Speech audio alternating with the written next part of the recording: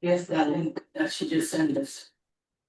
All right, good morning, everyone. If you can put your name into the chat so I can keep track of everyone that's in attendance, please. Thank you.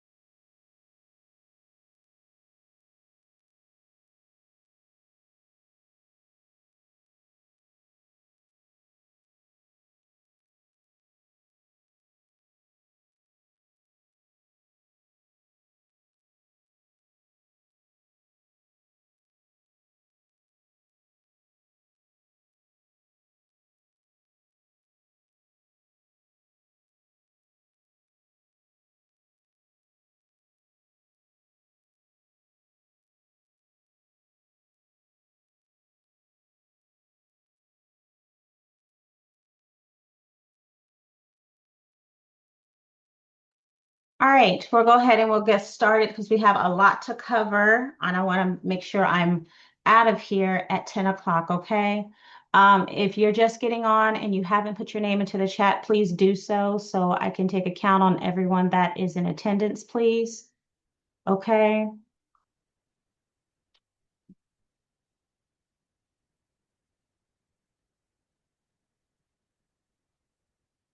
All right, does everyone hear me? Does anyone not hear me? Just let me know, okay?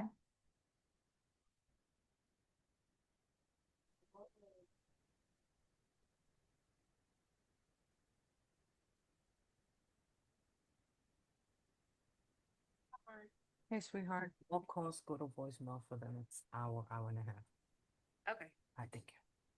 All right, well, let's go. Do you hear you?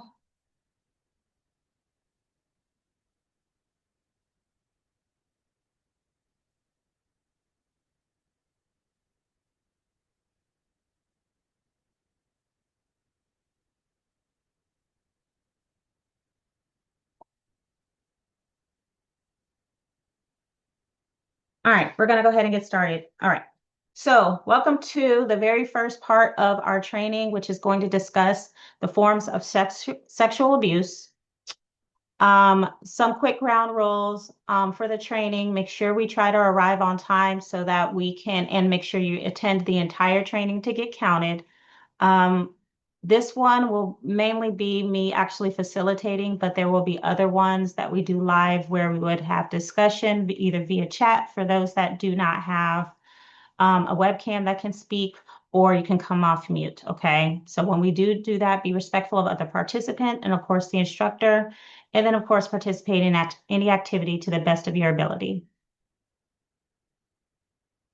All right, so these are all the different forms of sexual assault or abuse. And this is what we're going to cover today. It is 50 slides, so I'm going to try to zoom through them as quickly as possible, but making sure that you guys are paying attention because at the end of the complete training, there is a mandatory uh, post test that will be provided to you that you do have to pass in order to be certified. If you're paying attention, it's pretty simple. It's nothing that's going to be too hard or anything like that. But I did want to make sure that you guys are paying attention to the trainings, okay? So with the different forms of sexual abuse, we're going to discuss today non-stranger rape, which is also known as acquaintance rape. There's rape by a stranger, there's marital rape, or even rape in dating relationships, unwanted sexual advances or sexual harassment, forced marriage or cohabitation, sexual assault when it comes to denying the right to use contraceptives or even protect against STDs, forced abortion, any other violent acts against sexual integrity of women, forced prostitution or sex trafficking, sexual abuse of children, and lastly, sexual abuse of persons with disabilities. So when we actually are discussing sexual assault in itself, we define it as any type of sexual contact or behavior that occurs without explicit consent from the recipient, okay? And let me see if I can minimize my screen a little bit. But anyways, what we do see is that there are several misconceptions about what's considered real sexual assault.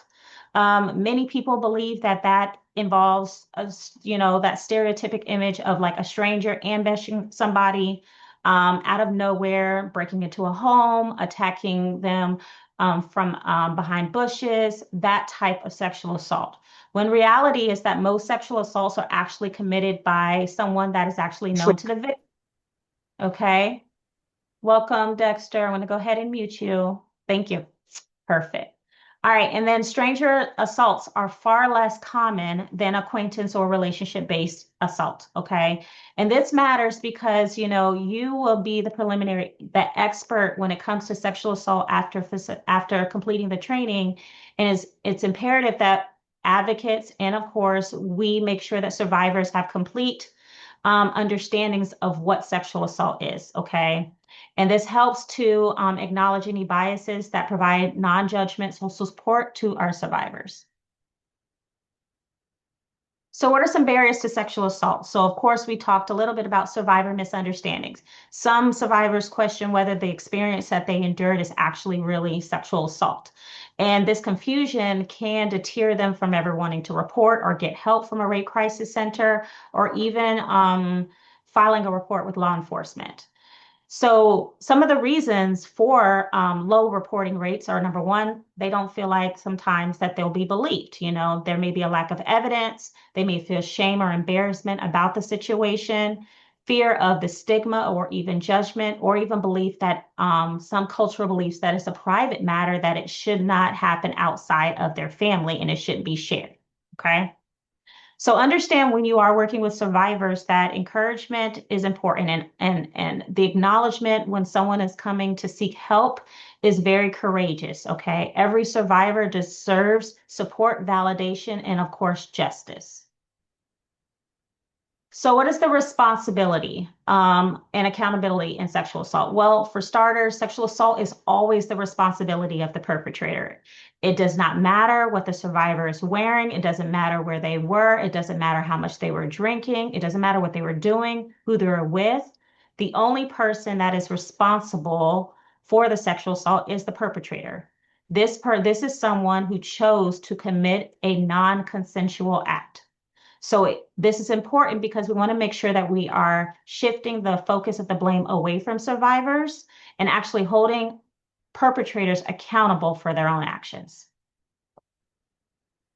So the very first type we did discuss is going to be acquaintance rape. This is also known as non-stranger rape, okay? And this is by definition sexual assault that is committed by someone that actually knows the victim. This could be someone, a spouse, a casual acquaintance, a relative, a romantic partner, a neighbor. It can occur regardless if they've ever had any prior sexual histories or even expectation of intimacy. One of the very first studies that was conducted on acquaintance rape found from Mary Costa's study that more than 3/4 of rapes are actually committed by someone that knows the victim. So in addition to the Center for Disease Control, their 2010 report on sexual violence, they found that 51.1% of women were raped by intimate partners. 40.8% of women were raped by an acquaintance, and 52.4% of male victims were also raped by an acquaintance. Texas, specifically UT Austin, did a 2015 study, and they found that 70% of sexual assault victims knew or they were related to the perpetrator in some way. So the key notion is to understand that non-stranger rape or acquaintance rape is the most common form of sexual assault. So what are some factors that matter? So of course we have gender norm and roles. These are those cultural beliefs about male dominance and their right, and females their beliefs that female actually should be submissive. There's that notion of male entitlement where some perpetrators feel they have the right to sex in their relationship, with or without consent. Then there's consent misunderstanding.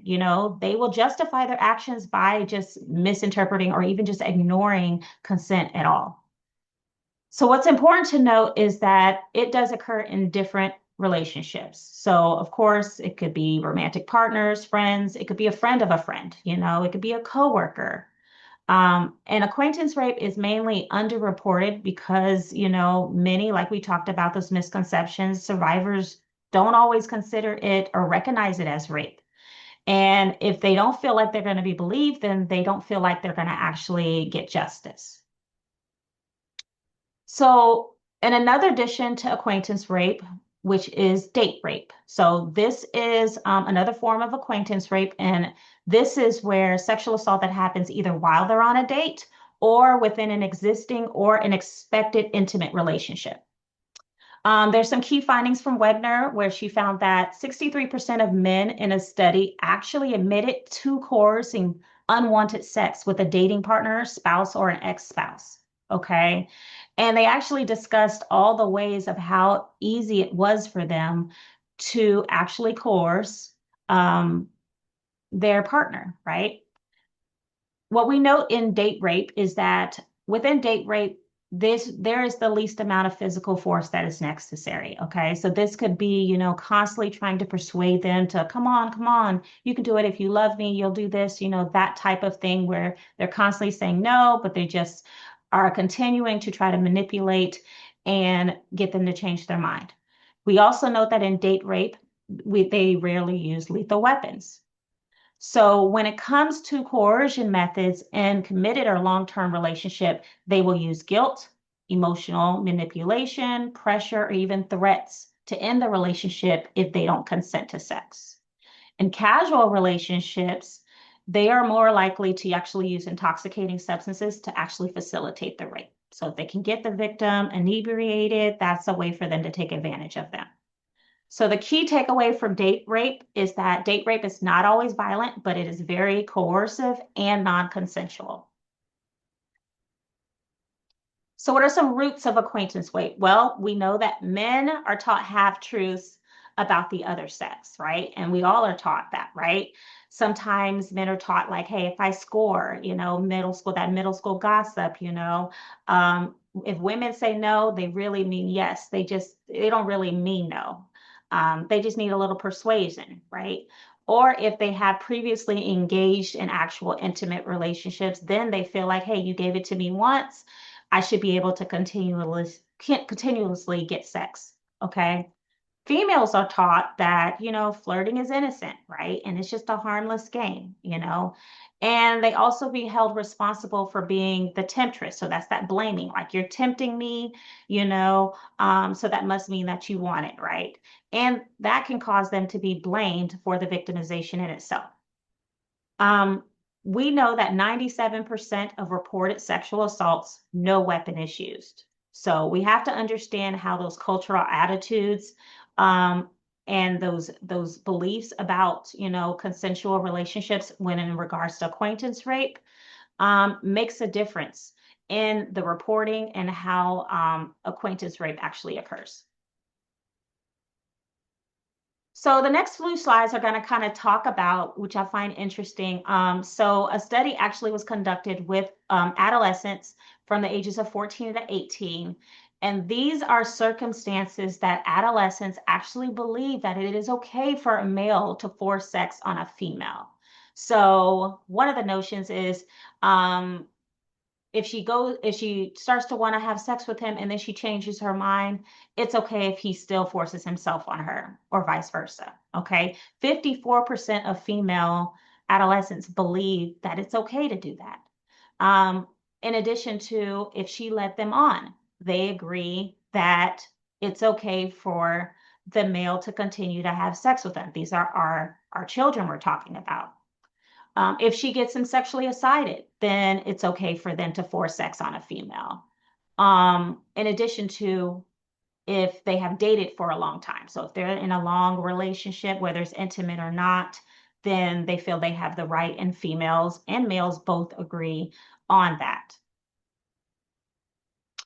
So how do beliefs about rape actually shape reporting? So in 2000, there was a National Institute of Justice, Bureau of Justice Statistics, and what they defined, the legal definition of rape actually fit the victimization. But even though their situation fit that description, they found that even half of the incidents, women still did not consider that incident rape. For example, if the victim provoked it, then, the notion that a survivor thinks, well, I kind of let them on. I did want to do it, but then I changed my mind. So then the survivor doesn't believe that, hey, they were in wrong because I changed my mind. And these beliefs actually make women feel like, there's less action when it comes to the rape. Okay. There are also many studies that demonstrate that many perpetrators have expectations of sex even before the date actually begins. So how does this impact survivors? Well, of course, survivors often do not report the crime or even come to local rape crisis center due to shame, guilty, they can even be depressed or even angry about the assault. Keep in mind, with acquaintance rape, it's someone that they actually knew. So their trust is shattered with that person, whether it was a family member, their spouse, or an intimate relationship. They trusted them to keep them safe, and they actually did this to them. So now you have issues in regards to trust. So what about family reactions? So many survivors don't tell their family, okay? And because of the pressure and, of course, sometimes cultural beliefs, a small number of rape survivors actually reveal the assault. Now, these are several reasons why they choose not to tell. Well, number one is they want to protect their family from the upsetting news. So some victims believe that their family couldn't handle the news, okay? Some of families' attitudes about rape or even their religious beliefs or the disapproval of the survivor's lifestyle. Some survivors even and even thought that if they told their family, they would limit their independence. This is especially true in adolescence. So think of if you as a parent and your child told you that they were raped, well, now you want to watch them 24/7. And so that could also deter adolescents from wanting to come forward to their parents. And then other survivors also felt like psychologically just distant from their family. So why confide in them? So there is such thing as marital rape. There was a time when marital rape was not a thing. But marital rape or in dating relationships is any unwanted intercourse obtained by force, threat, or when a spouse is unable to consent. And statistically, it was found that 10 to 14% of married women actually experience rape within their marriage. And this includes long-term cohabitating as well. Okay. The history of marital rape is not new. So it has been acceptable in society for men to have sex with their wives against their will. Okay. It is currently illegal in all 50 states for one spouse to rape one another, regardless if they're men or women. And even in some states like Texas, they have gender neutral laws. Okay.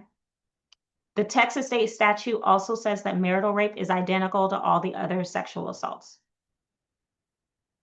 So how does marital rape affect the survivor? Well, of course, we discussed how being violated sexually by their intimate relationship affects their trust in the individual. They may have additional experience of certain fear because it most likely doesn't just happen once. They have self-doubt and often take responsibility of the assault. Sometimes that belief that, hey, my body's their body, and, that may not feel like, hey, this is actually sexual assault. There's an aversion sometimes to sex where now, after a marital rape, they no longer want to engage in sex or intimacy. And they're even anger towards other people. So when you're actually providing crisis intervention or if you are working with those survivors, it's important to ask those questions. Has your husband or wife ever made you have sex with him or her when you didn't want to? Or has your husband or wife ever made you do something sexually that you didn't want to engage in? Okay. Has your husband or wife ever held you down to make you submit to sex? So understanding that when we do this work, we find that a lot of clients, they may come in for domestic violence, but then not even know, especially if they are married or in intimate relationships. They don't believe that, hey, marital rape is actually a thing. So this is also the piece where we're educating them. Understand that survivors of marital rape are going to need that ongoing support, okay? Many don't identify being a rape survivor in that intimate relationship. Be mindful of not to try to change their mind or even their religious beliefs or their value system. This is more for us to be able to understand that marital rape is a thing, and by offering that non-judgmental support. So here goes rape by a stranger. Again, this is the typical rape that a lot of people believe that what rape is, okay? They tend to visualize that sexual assault as an unprovoked attack that happens out of nowhere. And in one of the most first comprehensive studies by Rape of America, it found that only 22% of perpetrators of sexual assault were actually strangers to victims. The Texas Department of Public and Safety publishes yearly data where in 2014, it was reported that 10% of the reported sexual assault were committed by strangers. So as you can see, that majority of the sexual assaults are actually acquaintance rapes and not raped by a stranger. Note that victims of sexual assault by a stranger are more inclined to call the police than someone that actually knows the perpetrator. So even though it only equivalates to a small number of reported sexual assaults, when they are more likely to actually report if they don't know the person. So what are some misconceptions? It does not only happen to beautiful women. It can happen at any time, day or late at night. It does not discriminate against any cultural backgrounds. It can happen in a variety of settings. In fact, there were interviews that were conducted by actually convicted stranger rapists, and most of those convicted stranger rapists admitted to actually planning their sexual assault. And they do that in several ways by studying the victim. Sometimes they'll lure them into their homes. And most are the everyday people who go to work every day and they have families. So remember that rape is an act of power and control, not biological need for sexual gratification. So when survivors are experiencing stranger rape, they sometimes will have a heightened sense of fear after the sexual assault. If the assault actually happened in the home, some are afraid of even going back home. Or if they are in the home, they're constantly reminded of the sexual assault. If they do go outside the home, now they have this fear that they may avoid certain areas or even wanting to go anywhere because of the sexual assault that happened. They may not trust strangers or people that they don't know. If the perpetrator isn't found, then they're going to constantly live in that state of fear, like, where is this person at and are they going to attack again? So when it comes to trauma and confusion, they also don't always have the clear understanding of what rape is. And they take the blame, saying that, oh, I should have known better, you know. What if I never went out with my friends? Then I could have prevented the attack, you know. Or even just the thought of, oh my gosh, what should I do? I don't even know who this person is and what diseases that they may have been carrying. So we're talking about the history of sexual assault. So rape was always used as initially a weapon of war. So this is where soldiers, when they would actually win at a war, they would actually choose to humiliate the enemy males by despoiling their valued property, which women were considered their property. So men who failed to actually protect their property were considered weak. So some methods of forced impregnation in some cultures is actually a form of ethnic cleansing. It's estimated that 20,000 to 50,000, mostly Muslim women, were raped by Serbian forces.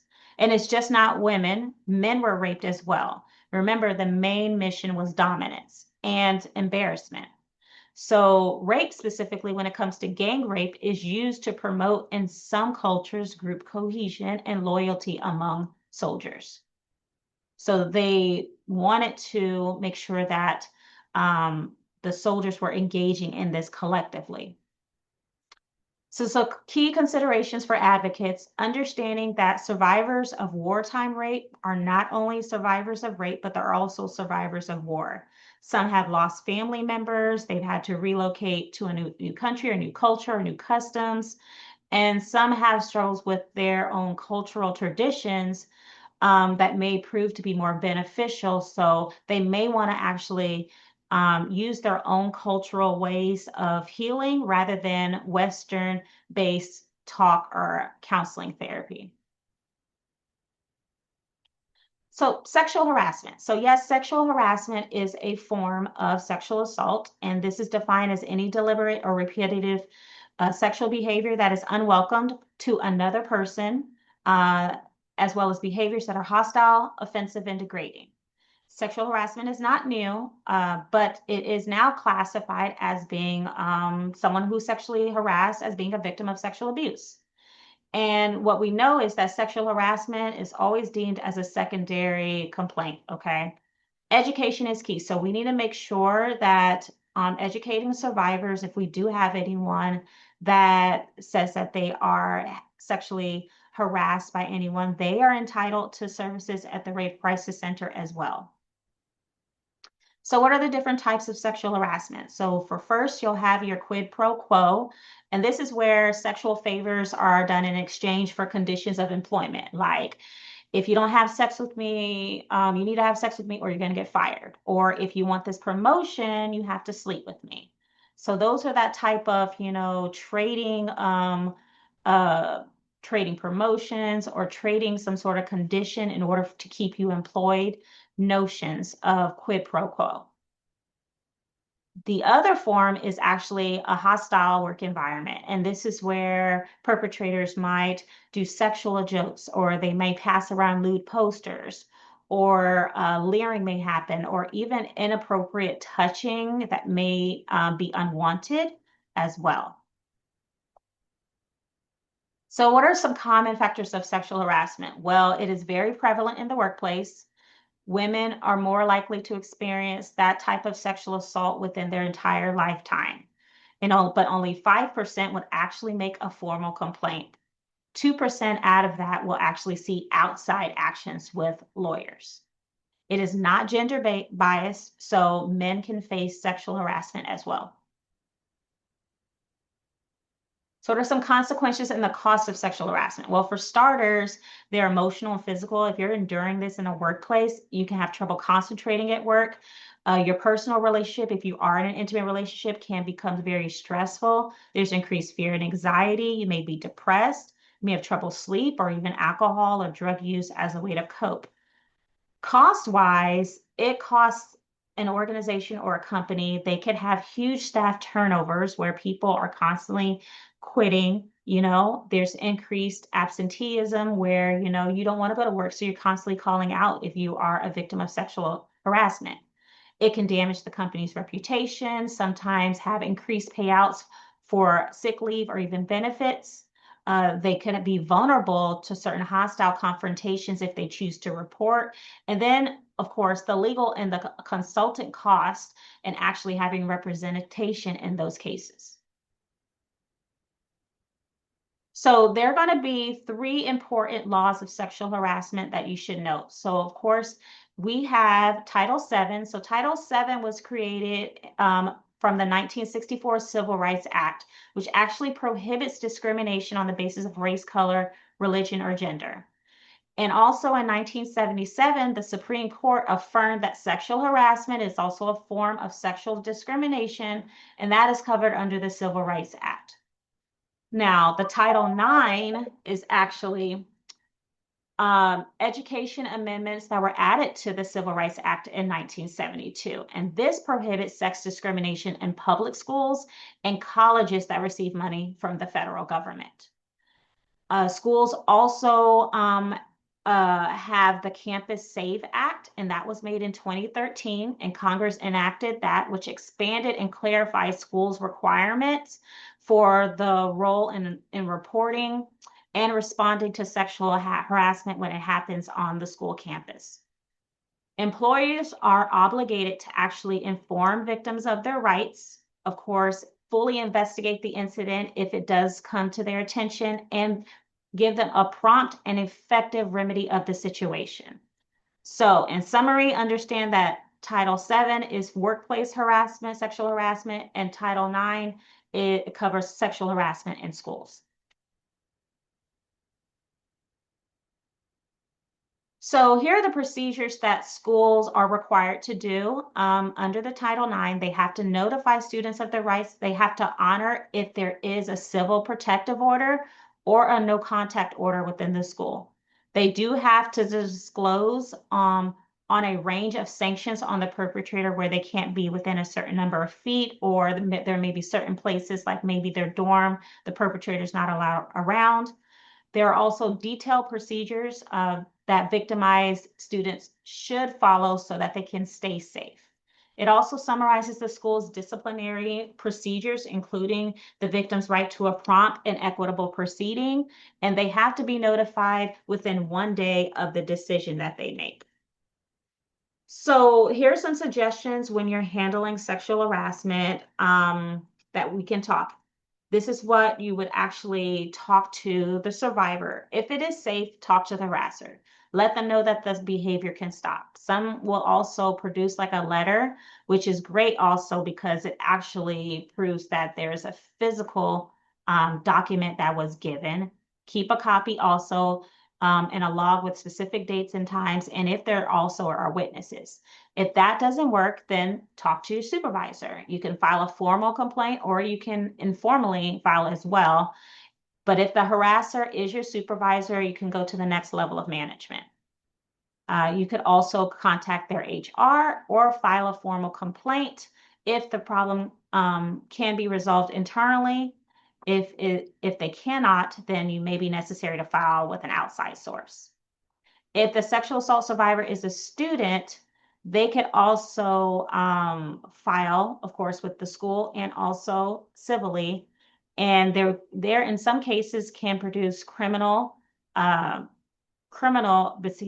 behaviors as well as sexual harassment. So multiple remedies can happen, whether on the criminal side of the legalities and also civil.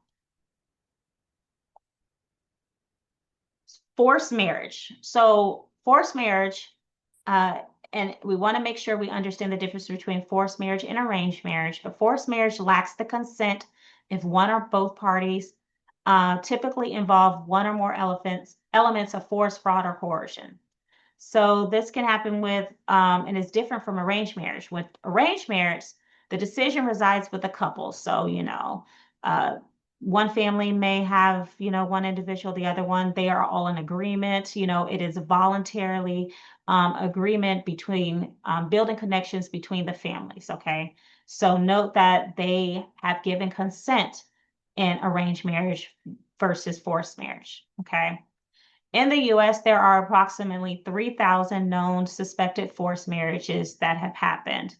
And what they have done is there was a 2-year report that was reported from families that come from 56 different countries of origin. And this was made by the Tarahi Justice Center. There are certain, sometimes there's legal protections in some states. However, Texas does not have a specific statute on forced marriage. So they're most likely, if reporting does happen for a forced marriage, criminally, they can go after maybe filing assault charges, because sometimes that actually happens. Kidnapping charges can be filed, or even false imprisonment, okay? In addition, they have the right to also receive a civil protective order as another option.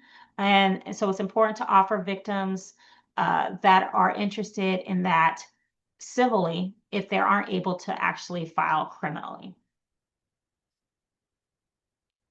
So when it comes to denial of the rights of contraception, this is another form of sexual assault, reproductive coercion, and this describes behavior where the perpetrator pressures or coerces a woman to become pregnant or to continue or end a pregnancy or abortion against their will.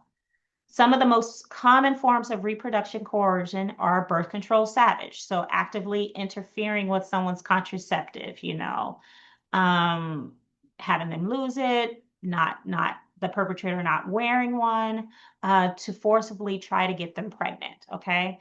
Some examples are hiding the birth control, withholding, destroying the partner's birth control, breaking or poking holes in a condom or removing a condom during sex, not withdrawing when that is the agreed form of contraceptive, or removing like vaginal rings or any other contraceptive patches or IUDs that can be used. In addition to pregnancy pressure and coercion, these behaviors are intended to pressure a female to become pregnant. So this may involve threatening to hurt a partner if they don't become pregnant, or force a female partner to carry a pregnancy to term against their wishes, or forcing a female partner to terminate a pregnancy when they don't want to, and even in some cases, injuring a female partner in a way that will cause a miscarriage. That could be throwing them down the stairs or any other types of harm. So we do have to discuss female genital mutilation, and that is a term that includes all procedures that involve partial or total removal of the external genitalia. It's important to know because there are still many cultural demographics that actually continue to do the traditional like circumcises. We know that more than 200 million girls and women alive today have been within Africa, Middle East, where FGM, also known as the female genital mutilation, where it's concentrated. A lot of these countries involve like Somalia, Guinea, Djibouti. It also is estimated that 90% of those females ages 15 to 49 have undergone. Now, there are 4 different types of female genital mutilation. There's the clitoridectomy, which is where they partially or totally remove the clitoris. There's an excision, where partial or total removal of the clitoris and the menorah. There's the type 3, where there's infibulation, where they narrow the vaginal opening, where the create creation of the cover seal, and they cut and reposition the labia, the minora majora, through stitching, okay? And then the last type, they include all other harmful procedures of the genitalia for non-medical purposes, piercing them, incising them, scraping them, or even cauterizing the genital area. So what's the reason why this is still prevalent today? Well, where countries where FGM is a social norm, the social pressure to conform to what others are doing, that type of coercion, also the need to be socially accepted. So if that is a part of your culture and you continue to do it because you want to make sure that you aren't considered the problem maker, right? FGM is also in some cultures considered necessary as a part of raising a girl or even preparing her for adult or even marriage. Now, a lot of them are doing it because it's motivated by their beliefs. So they believe that if it aims to ensure premarital virginity and marital fidelity, because if they remove certain parts of the genitalia, it can decrease your libido, which in their minds to prevent infidelity. Okay. There's also associated with the cultural ideas of femininity and modesty when it comes to women. And this believes the notion that girls should be clean and beautiful after removing certain body parts. Of course, some practitioners believe it has religious support, as to the reasons why they do it. This is a part of our religion or even a part of our culture. So with forced prostitution, this is another form, specifically with sex trafficking or even human trafficking. This is also considered quote unquote slavery that still exists in the US today. So what happens is when a person is coerced, forced, or deceived into prostitution, they are considered victims of sex trafficking. And this can occur in a wide range of different areas. Sometimes fake massage businesses, there could be online ads saying that they will make a certain amount of money. There could be escort services, even residential brothels, sometimes street or truck stops, or even hotels and motels. Labor trafficking is often reported by door-to-door salesmen, certain restaurants, sometimes construction work, carnivals, farms, factories, and even some health and beauty services, as well as private homes. So understand that with forced prostitution, that these victims are not typically snatched from their home and just sold into slavery. In fact, they actually are lured into trafficking by giving false promises to high-paying or exciting jobs. Maybe they will provide free education or travel opportunities, or even in some cases, romance. And by the time the victim understands that all of these promises were lies, the trafficker has already exhibited physical or psychological control where they feel they can't get out. They are often isolated from their family or friends. And then once they find out, they're embarrassed or they're ashamed, or of course, they're scared of the perpetrator or fear of being deported or even imprisoned, where they feel there's no escape. So with trafficking, like sexual violence, it is hidden and it's a very underreported crime. So many reports and investigations or prosecutions only represent a small numbers of those that actually report. So sometimes you'll hear 35 is like the gateway. Trafficking victims in the US are not only foreign-born individuals, but US citizens, primarily women and children who experience poverty, homelessness, and abuse are typically those that can be trafficked easier. In 2015, the National Human Trafficking Resource Center, operated by Polis, received 21,947 calls identifying 4,136 reported cases of sex trafficking in the US. They note that 1 in 5 runaways reported that they were likely sex trafficking victims from the National Center of Missing and Exploited Children. Within Texas, so Texas has passed one of the first state statutes on human trafficking in the nation. There are some legal protections like the T visa, which they can get a 3-year visa, which allows the victim to apply for permanent resident status at the end of the 3-year term. It's certified by the Office of the Refugee Resettlement as a victim of human trafficking. And victims are also eligible for comprehensive services like crime victims compensations for any refugee that's settled in the US. There are multiple organizations, collaborations that have to happen when you're working with sex trafficking victims. So, of course, sex trafficking organizations, this could be immigration services, domestic violence centers, rape crisis centers. They're going to need help with housing, sometimes medical assistance, legal assistance, also mental health services and advocacy. So some red flags for human trafficking could include not free to leave or come and go as they please. Many are under 28 years old and they're providing commercial for sex acts. They're in that sex industry and they do have a pimp or a manager. They're unpaid. Many are unpaid, or even if they are paid, they're paid very little or even through only tips. They can work excessively long hours, not allowed any breaks, and sometimes they can make them owe a large debt and make it where they have to pay that off in order to get quote unquote free, but they make it in a way where they're unable to pay it off. They are recruited through false promises concerning the nature of the conditions of the work. A lot of the high security measures that are happening in the buildings that they keep trafficking survivors, they're boarded areas, there are bars on the windows, or barbed wires, or security cameras where survivors cannot get out. So many trafficking survivors have poor mental health and abnormal behavior. They are very fearful, anxious, depressed. They exhibit very unusual, fearful behavior around law enforcement. It makes them uneasy. They also avoid eye contact. They have a lack of access to health care, or they may appear malnourished, or even show signs of physical or sexual abuse or torture.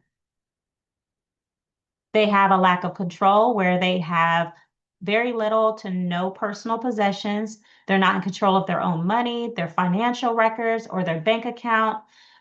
Typically, the perpetrator's in control of their own identification documents. So think of when you first you see an ad and you turn in your documents for your job, and then they never get those documents back. So now they have control over their documents. They're not allowed to speak for themselves, or they also are insistent on being present or even for translating. There are claims that just visiting or the inability to clarify where they are or what address they are, they don't always have a knowledge of what city they're actually in, and sometimes have a loss of sense of time and very inconsistencies in their story. So as an advocate, understand that survivors may not seek rape crisis centers, specifically trafficking survivors, because sometimes they've never been identified as being a trafficking survivor. It's important to educate partners on trafficking to ensure survivors have access to all those pertinent services. If we ever do get a human trafficking survivor that's present at the agency, understand that they may have suffered from all different types of traumatic experiences or substance abuse. And it may be challenging at first for them to want to confide in you or build that strong working relationship. Stalking can also occur within sexual assault as well. And this occurs when a person intentionally engages in behavior that is directed toward another person that would cause a reasonable individual to fear for their safety. We know that 1 in 20 women will become stalking targets, and 1 in 76 men as well. 80% of stalkers are men, and they primarily are stalking women. But we know that the majority of male victims of stalking are also stalked by men as well. And there's 2 different types of stalking. So you have the simple obsession stalker, and this is someone that has had a prior relationship with the victim, and this accounts for over 80% of all stalkers. And what happens is the perpetrator just can't let that person go. They're obsessed with that person. Then there's the love obsessive stalker, where there's no previous relationship at all. They just have a delusional thought, and they're obsessive and they want to carry out their own fantasies. So what are some common stalking characteristics in perpetrators? Well, they're very jealous, of course, obsessive and compulsive. They tend to fall in love at first sight. They're very manipulative, controlling. They feel that they always have, he is always with the victim of others. They're sneaky. They won't take no for an answer. They often have above average intelligence. They do not cope well with rejection, and they confuse their fantasies with the reality of the situation. So with sexual abuse of children, in 2003, a study conducted by the Health Survey of Texans, this reported that 4% of males of children and 16% of females under the age of 17 have been sexually assaulted. Remember, if a child tells you they were a victim of sexual assault, it's best that you remain calm. Make sure you're not making judgmental remarks and encourage the child to talk freely. So what are some tips on handling the disclosure of the child?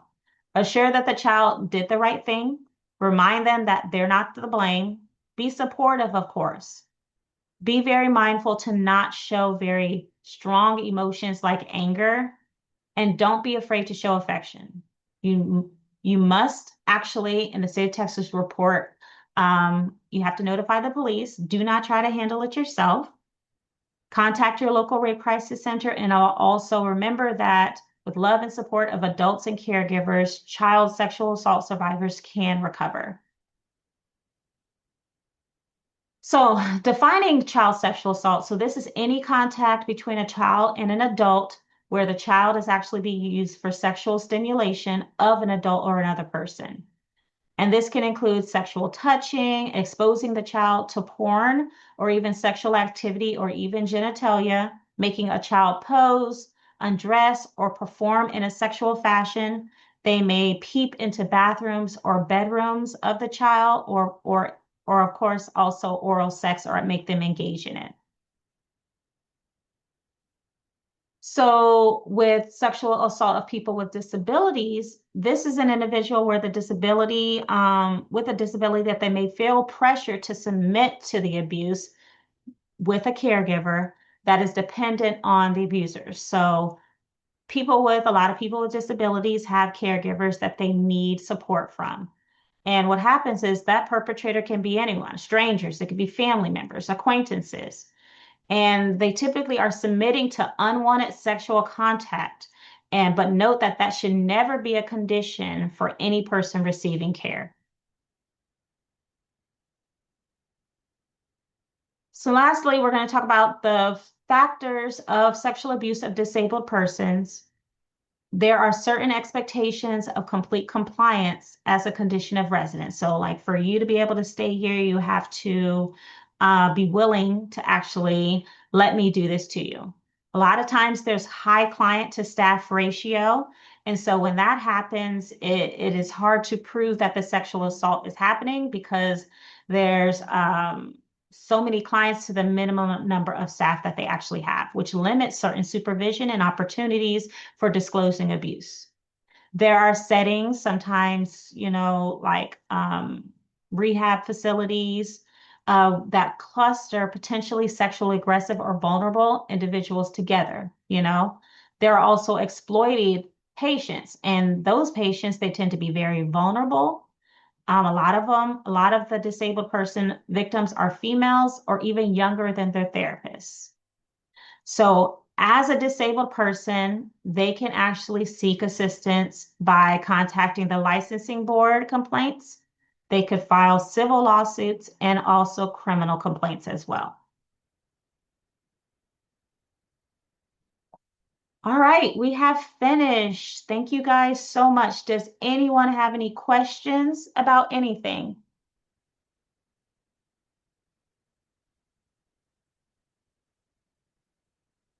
All right. Well, thank you guys so much for everything. I will be sending out an email to everyone with the links of the recorded ones for you guys to start watching those. And currently, right now, we are set for the next webinar is going to be on the 26th. I believe that's Tuesday too. Okay. All right. Thank you guys so much. You guys have a great rest of your day.